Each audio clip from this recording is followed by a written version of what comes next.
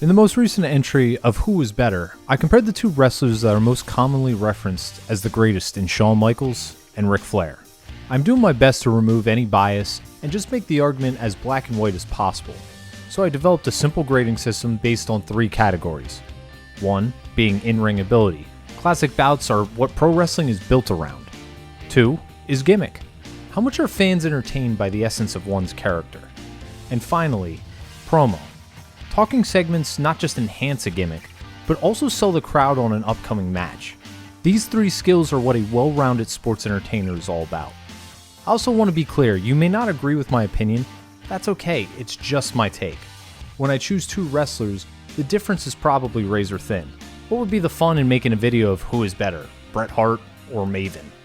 For this edition, I chose 2 performers who are polar opposites that I respect, but whom probably do not respect each other. Let's take a look at who is better, Triple H or CM Punk. The first category we will focus on is in-ring ability.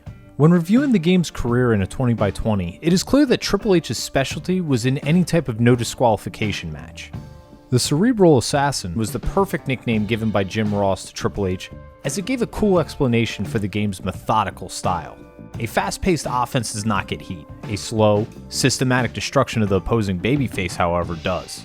The proof of these claims is the number of classics Hunter had with Shawn from 2002 to 2004, and also No Way Out's Hell in a Cell match where Triple H ended Mick Foley's full-time wrestling career. The one weakness the game has had from time to time was wrestling other big, power offense performers.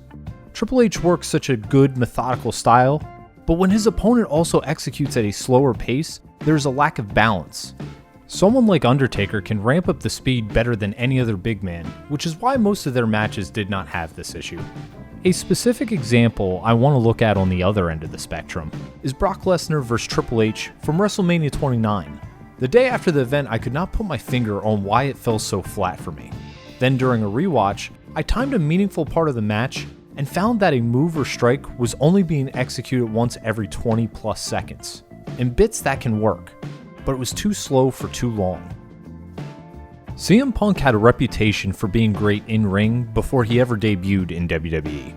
The Chicago native had a wildly successful trilogy with Samoa Joe in Ring of Honor. During Punk's early time with World Wrestling Entertainment, his wrestling ability was not given an opportunity to shine because of really bad booking. Most of the straight-edge superstars' duds were last-second replacement of opponents, screwy finishes, too much interference, or short, squash-like bouts. All components that are impossible to overcome if the goal is putting on quality matches. After Punk got the spotlight in 2011, the voice of the voiceless was truly given the opportunity to have 4 and 5-star matches. What separates Punk from many is his ability to have great bouts with all styles. Daniel Bryan, not as difficult to have great matches with, but you need to work at a high pace. Brock Lesnar, very different style. CM Punk and Lesnar probably had the best match at SummerSlam 2013, and in my opinion it was the best one the Beast has had since his return to the company in 2012. While close, Punk gets the edge in this category over Triple H. The deciding factor being, at each of their bests, I trust Punk more in any situation. Let's move on to gimmick. Triple H's 2 most prominent variations of his character included being a co-founder of the stable Degeneration X, and then later in the main event scene as a bad guy known as the Game.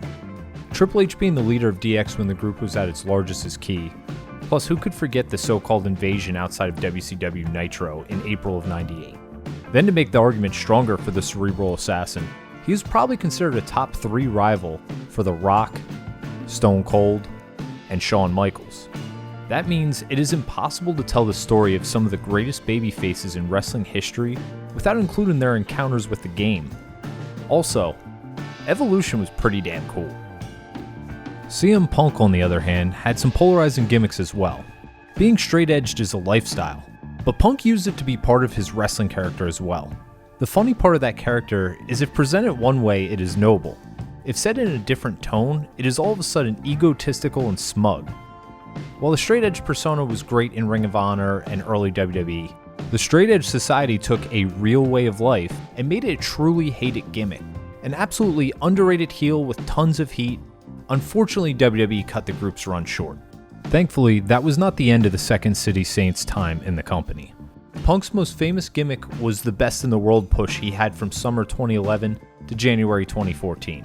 What made this character so over with the crowd was that people could relate. The WWE Universe had grown tired of a stale, out-of-touch product, and then came along the voice of the voiceless to express this frustration. Another difficult decision. This time I am awarding the category to Triple H.